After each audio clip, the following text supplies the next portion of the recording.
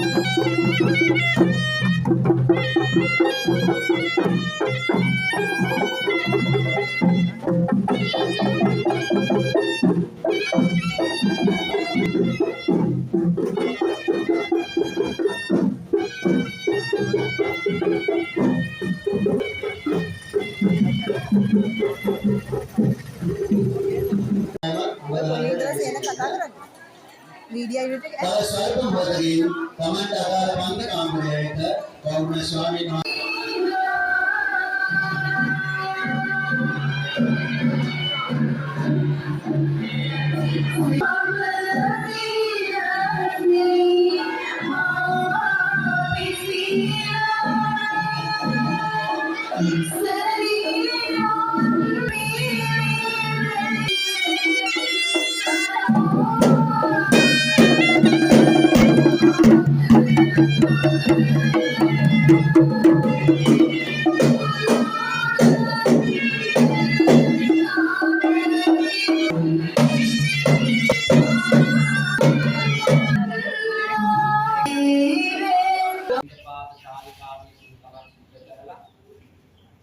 ඒ වගේම සෙත් පිළිම් දේශනාවේ පිටකමක් සිදු කරලා අපේ විභාගතුමිය වූ ආචාර්ය මණ්ඩලයට අපේ ආදරණීය දුවල පුතාලා හැම දිනාටම ඒ වගේම මේ ආදරණීය දෙමව්පියන් හැම දිනාටම සෙත් ප්‍රාර්ථනා කරගෙන මේ උතුම් පින්කමක් අපේ සිදු කරා. ඒ නිසා සමාරම්භක අවස්ථාව වශයෙන් අපි උදේ 9ට අපේ කනාගල දීරානන්ද බෞද්ධ මධ්‍යස්ථාන විහාරස්ථානයේ ආරම්භ කරන්න තිබුණා පිටපාත චාරිකාවේ පින්කම. අපේ රාම්දුරන් වහන්සේලා බොහෝම කරුණාවෙන් ශ්‍රද්ධාවෙන් මේ සඳහා සම්බන්ධ වුණ අද සතිය දිනයක් තුන්වෙනි දිනයක්. ඉතින් රාජකාරී කටයුතු උඩා සිද්ධ වෙන අවස්ථාවක් වගේම අධ්‍යාපන කටයුතු සිදු කරන අවස්ථාවක රාම්දුරන් වහන්සේලා හොයා ගැනීම බොහොම අපහසුයි. කාල පරිච්ඡේද දවසම එයාගේ කාල පරිච්ඡේද 8ක් අහකට යන නිසා මේ දින අධ්‍යාපන ක්‍රමයක් එක්ක නමුත් අපි කෙරේ බොහොම ලිංගත්කම පාසල් කෙරේ තියෙන දක්වන ලිංගත්කම යාවෙන නිසා අපේ හාමුදුරුවන් වහන්සේලාට අපි ආරාධනා කරා අපේ පොදු රාජ මහා විහාරාධිපති ඒ වගේ පිරිමින් විහාරාධිකාරී අපේ පඬිතු හාමුදුරුවන් වහන්සේගේ වහන්සේ අවශ්‍ය කරන මහා සංඝරත්නය ලැබ දුන්නා. ඒ වගේම අපි ආරාධනා කරා කොයිකවදත් අපේ සෑම ආගමික කටයුතු කරන මහා සංඝරත්නය ලබා දෙන්නේ අපේ තිරුවනා කැටියේ මුල මහා විහාරාධිපති පරිඥාධිපති අපේ කල්යාණ මිත්‍ර කොළඹගේ ආදී අතුරුසිත පඬිතු ස්වාමීන් වහන්සේ උන්වහන්සේ අවශ්‍ය කරන මහා සංඝරත්නය උන්වහන්සේගේ ශිෂ්‍ය හාමුදුරුවන් වහන්සේලා ලබා දුන්නා. ඒ වගේම අපේ විහාරස්ථාන මේකාරී පුණ්‍යාගතු අපි හැමදෙනා වහන්සේ මේ උතුම් පිටපාත චාරිකාවේ පින්කම දාමත් අලංකාරයෙන් විහෙත උදාරම්භන ප්‍රීති පුදුන ආකාරයට හැමදෙනාගේම සදැහැති දායකයන්ගේ සහයෝගී දායකත්වයේ විශේෂයෙන්ම විවාල්පතිතුමිය අපේ ආචාර්ය මණ්ඩලයේ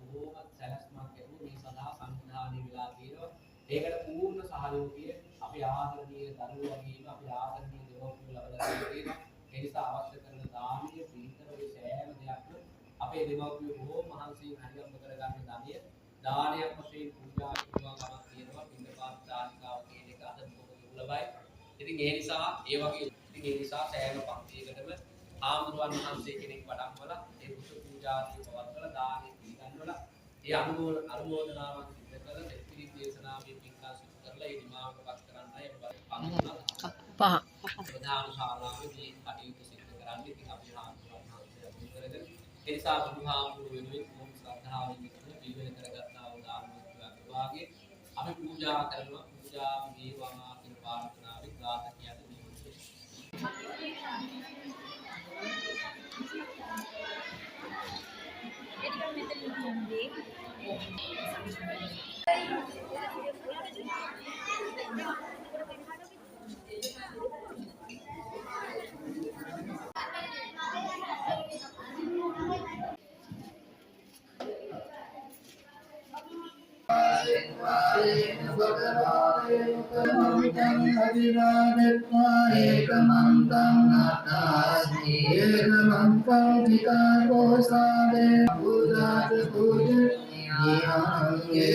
मंगल